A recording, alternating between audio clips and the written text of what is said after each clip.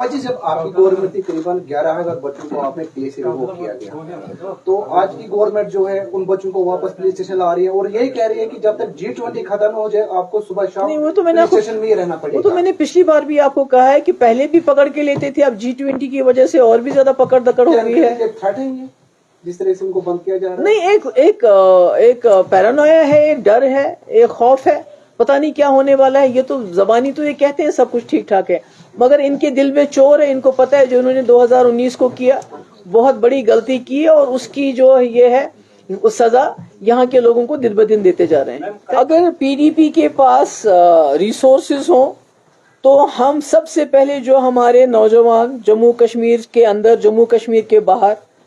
پچھلے 4-5 سال سے جیلوں میں سڑ رہے ہیں، جن کے ماں باپ اتنے غریب ہیں کہ وہ وہاں جا کے ان کا کیس تو لڑنے کی بات دور کی ہے، ان سے ملنے کے لیے بھی نہیں جا سکتے ہیں، جو دن رات روتے رہتے ہیں اپنے بچوں سے ملنے کے لیے، جن کے کیسز میں جو ہیئرنگ ہی نہیں ہوتی، اگر ہیئرنگ ہوتی ہے تو سرکار کی طرف سے گواہ نہیں پیش کیے جاتے ہیں، یعنی جن کا پروسیس جو چل رہا ہے وہی سزا بن چکا ہے، اور 4-5 سال سے کچھ بھی نہیں ہو رہا ہے۔ تو اگر ہمارے پاس کانسٹیٹیوشن ہے،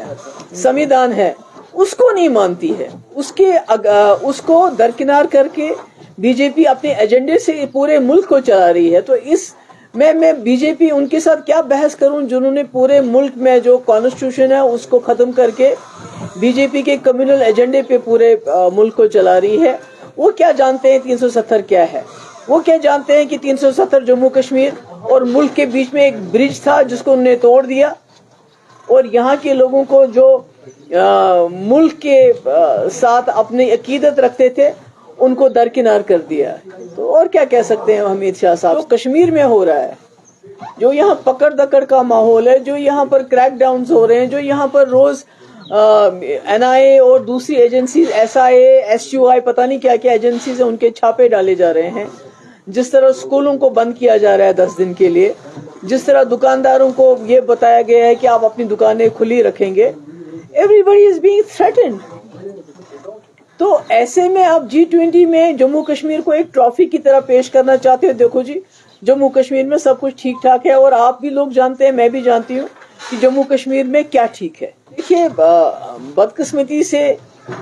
بی جے پی جماعت ہی نہیں بلکہ بی جے پی کی سرکار ایسی فلموں کو پروموٹ کرتی ہے جو سوسائٹی میں نفرت پھیلاتے ہیں، جس کا ہم نے نتیجہ پرسوں جموں میڈیکل کالج میں دیکھا، جہاں لڑکے لہو لہان کر دیے گئے، خون سے وہ لت پت تھے،